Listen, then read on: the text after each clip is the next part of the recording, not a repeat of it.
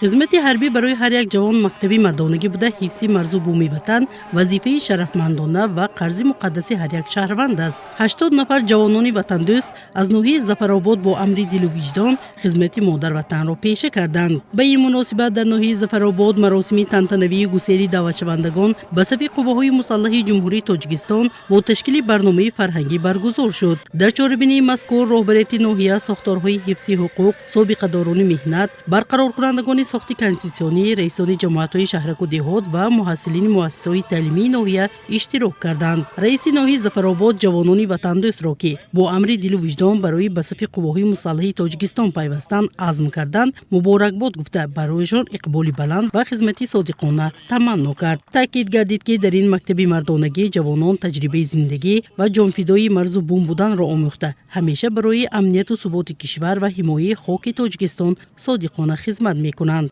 امروز باعث شرف و خوشایندی است که من در قطار ده‌ها نفر دعوت شوندگان به خواست خود به صف قوای مسلح جمهوری تاجیکستان رفته ایستادم. خدمت به وطن قرض مقدس هر یک شهروندی بنابراین ناموس ملت و دولت میباشد.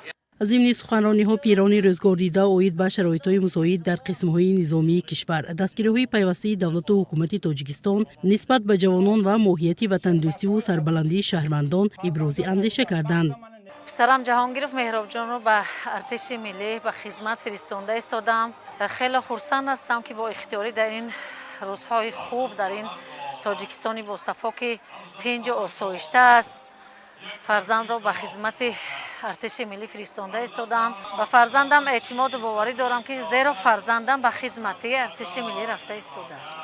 خدمت به وطن و حفظ آرامی و آسایشگی سرزمین مقدس قرض شهروندی هر یک جوان مرد می باشد. ارتش ملی مکتب بزرگ تربیت اراده، جسارت، شجاعت و وطن دوستی به حساب می رود. اجرای این قرض نشانه کمالات انسانی هر یک جوان مرد می باشد. در روز اولی معرکه گسیل جماعت مهنت آباد نقشه دعوت را 100% اجرا نمود. جوان پسران جماعت شهرک مهنت آباد همه سال در صف قوای مسلح برای سفربر نمودن آماده هستند.